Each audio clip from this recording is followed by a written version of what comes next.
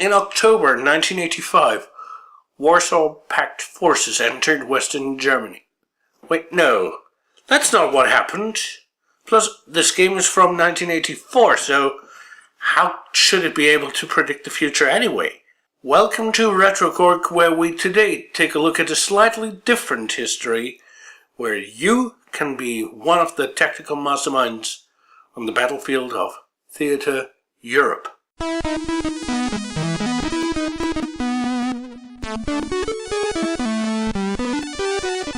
RetroKork.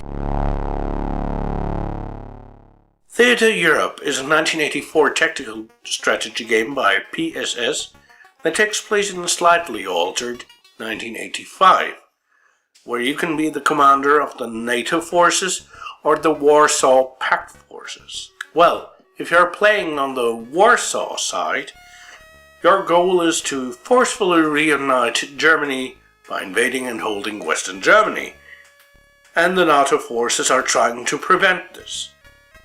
However, it is of utmost importance that the NATO players do not go and invade the USSR in retaliation. If they do that, they trigger the dead hand system, the Sistema Perimeter, and that triggers a nuclear attack, a massive nuclear attack on the United States, leading to a 0% game over.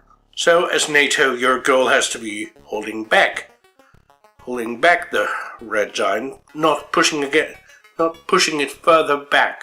There was quite a lot of information, and the problem is, the game is chock full of information.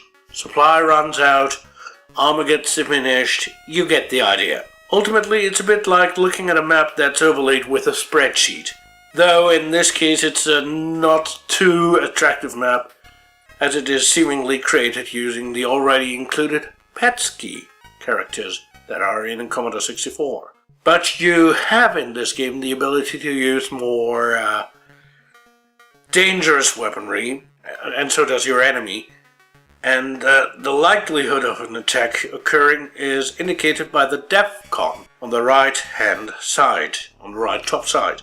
And of course, in the manual it says that you can use chemical and nuclear warfare as well. Now, to enable the use of nukes, to authorize it, you need to know a password, which is kind of the equivalent to the presidential keycard to the nuclear football. Now, to obtain that password, which never ever changes throughout any of the games, you needed to call a phone number.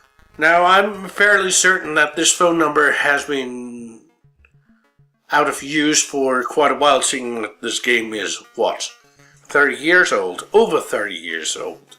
So, I've produced a recreation of this call, and you can watch it in a secondary video, because why bog this one down?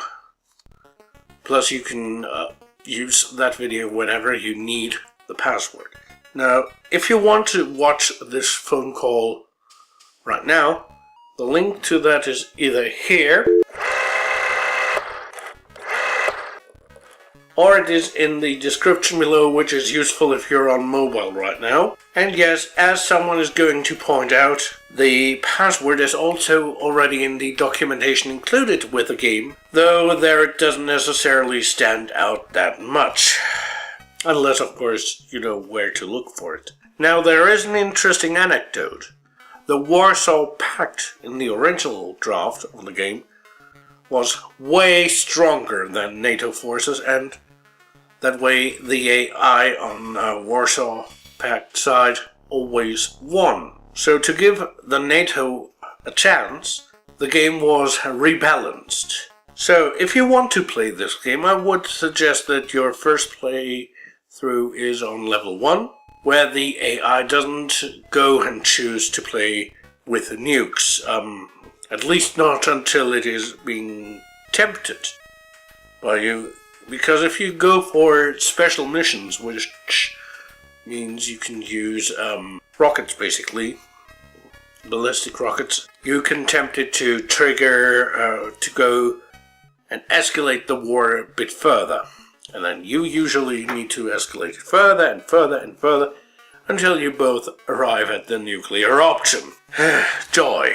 And what happens if both sides go for the nuclear weapons? One by using what is known as the reflex system, an automated retaliation system, and the other by attacking, even if the attacker is only using mere chemical rockets, chemical warfare.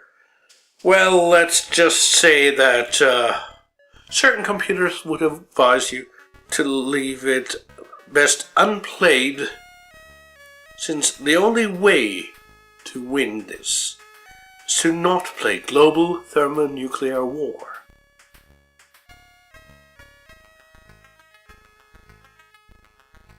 In 2 weeks' time, we will stand at war again. This time it's an SSI title, and the center of attention, again, Germany. In Germany 1985, when superpowers collide.